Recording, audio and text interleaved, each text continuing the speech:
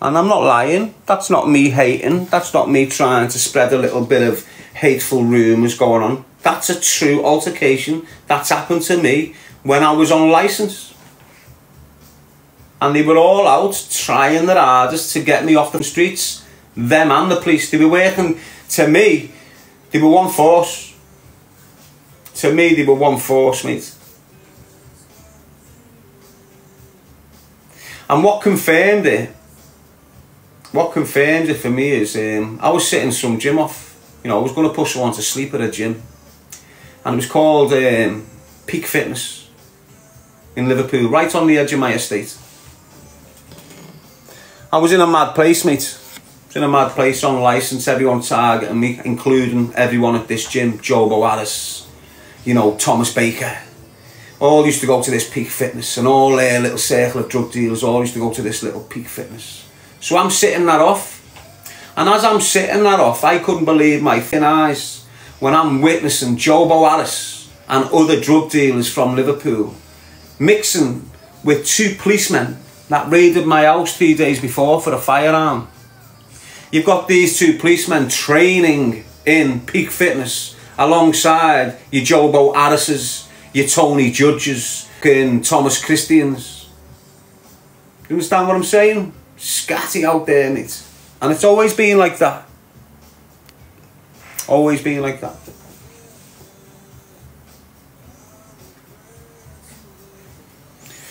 Obviously, the mindset's changed.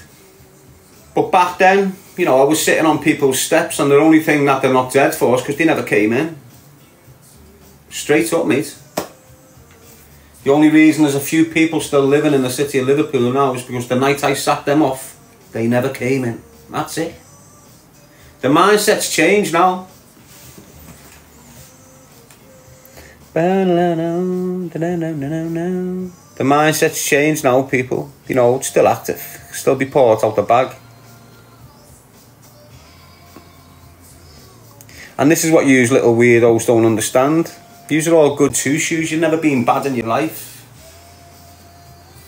Never been bad in life. You haven't got a clue what being violent is. You think pulling an hammer out and hitting someone once is violence. When me running in your house and decapitating your whole family, it's what I consider violent. Yes, you go be. So when I'm ready to be violent, I know I'm dying at the end of this. I don't go out there thinking I'm going to kill him and get away with this. When I'm going with the mindset, I'm getting shot dead at the end of this.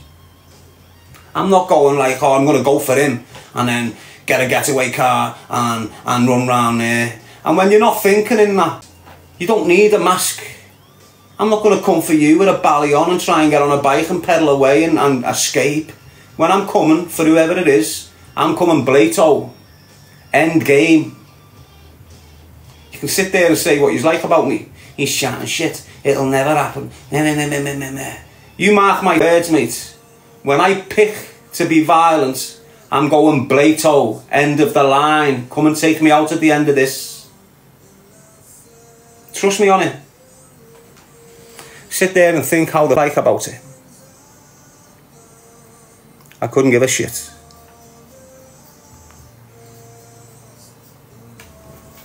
And there's loads of people exactly the same as me. When it's time to go, we'll go our own way. You're not picking and choosing how I leave this place. I am.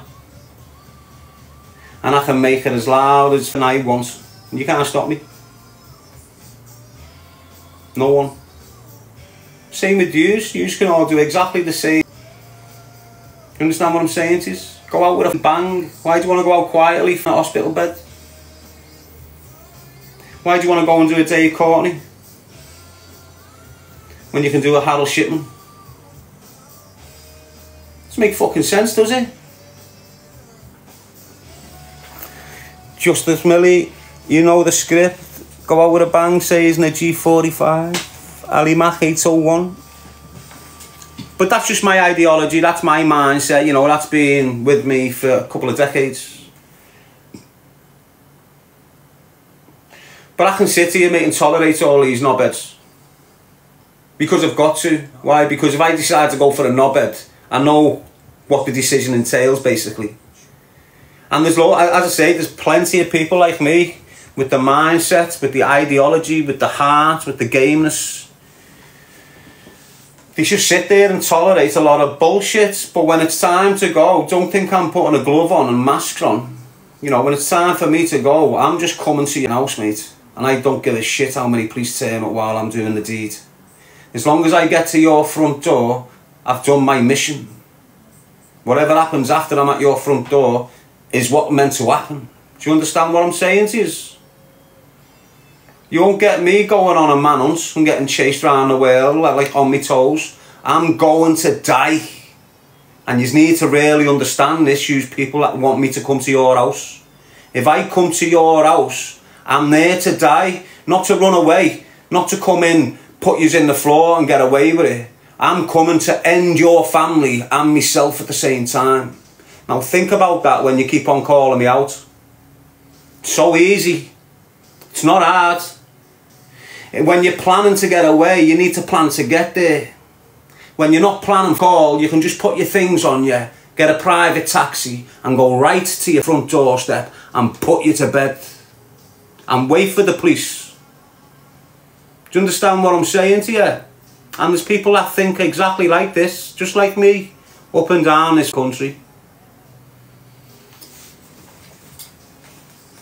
Hey, you go be. Who's calling you out? Alan Neil. No one ever calls me out, mate. They talk a lot of shit behind my back, but they never really call me out. No one's called me out. I think I've had a few little shitty YouTubers that were creating a smoke screen for English and Herbert at the time, calling me out, you know, distracting me. But even them now, they know in dance like I don't forget nothing, me. Anyone that's harmed me, you're going to come across me.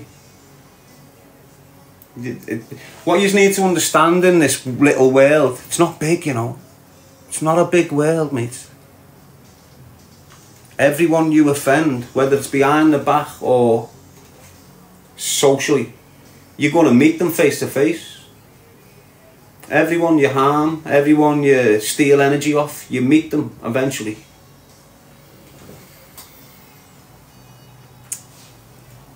Why say choose a life, not a knife, but you talking about taking someone's life doesn't make sense, Welsh Diane.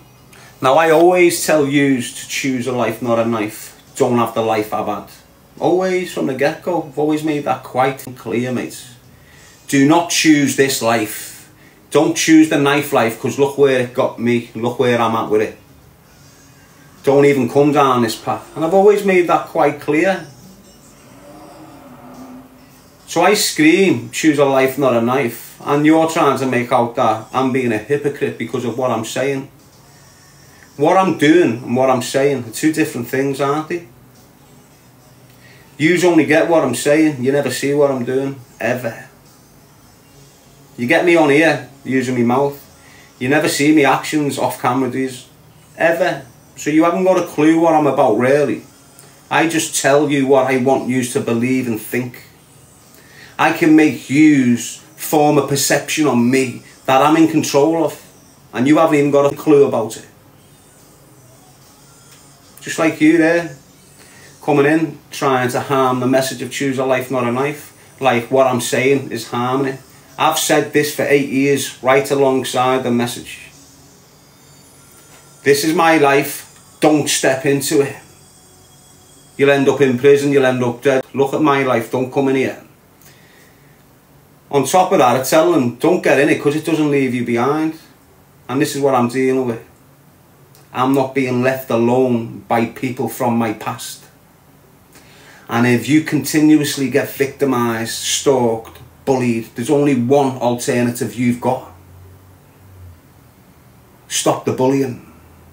And if you know that family is, and them families have been targeting you for such a long time, and it's not going nowhere, and everything they're doing now is hindering everything you're doing to leave them thoughts behind, what are you going to do?